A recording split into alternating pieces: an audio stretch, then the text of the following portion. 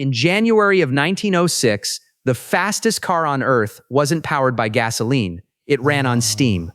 A year later, the same car crashed so violently it broke in half and effectively ended the entire era of steam-powered speed racing. This is the story of the Stanley Rocket and how close steam actually came to winning the fight against gasoline before it lost for good. The story starts almost a decade earlier. In 1897, brothers F.E. and F.O. Stanley built their first steam-powered car in Massachusetts.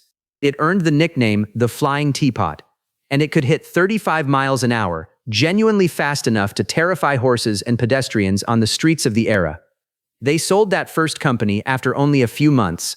In 1902, the Stanley brothers came back into the automobile business, forming the Stanley Motor Carriage Company. Through 1905, F.E. Stanley personally designed, built, and tested a new machine purpose-built for one thing: pure speed. It was called the Stanley Rocket.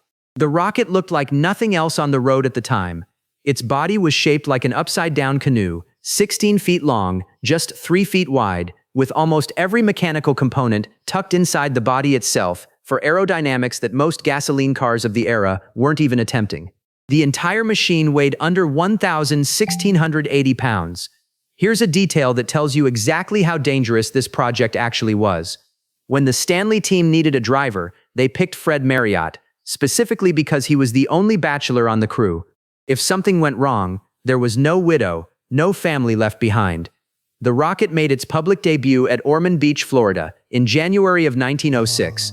Over the following days, Marriott didn't just set one record, he set several. First, the Dewar Trophy for the fastest mile in the 1-mile steam championship. Then, a 5-mile open race record. Then, on January 26th, a 1-kilometer record at 121.6 miles per hour. 2 hours after that, Marriott pushed the rocket to 127.659 miles per hour over a measured mile. That wasn't just a steam record. That was the fastest any vehicle, gasoline or steam, had ever been driven, period. For a brief moment in early 1906, the fastest car on the planet ran on a boiler, not an engine block. That overall land speed record, the one for any motor vehicle, regardless of power source, held until 1910, when a gasoline-powered Blitz-Benz finally beat it, hitting 141.7 miles per hour. But here's the part that's almost more remarkable. The steam-specific land speed record Marriott set in that rocket stood for over a century.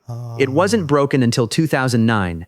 In 1907, the Stanley team came back to Ormond Beach, hoping to push Marriott's own record even higher, in an improved version of the car. Marriott, still the pilot, was going somewhere around 140 to 150 miles per hour when the car hit a rut in the sand. The rocket became airborne and broke completely in half when it came back down. Marriott survived, but lost an eye in the crash and never attempted another speed record. In his own words afterward, he said he shouldn't have tried to shatter all the records, that the car simply wasn't heavy enough, and that the combination of speed, light weight, and treacherous sand had spun him around and thrown him 18 feet into the air. After that crash, Stanley Motor Carriage Company walked away from speed record racing entirely. They kept building steam-powered road cars for regular customers until 1924, but the company never chased an outright speed record again. So here's the actual significance of what happened at Ormond Beach. For one brief window, in early 1906, steam power was winning, outright, against every gasoline car on the planet. It wasn't a close call or a technicality. It was the fastest vehicle in the world, full stop.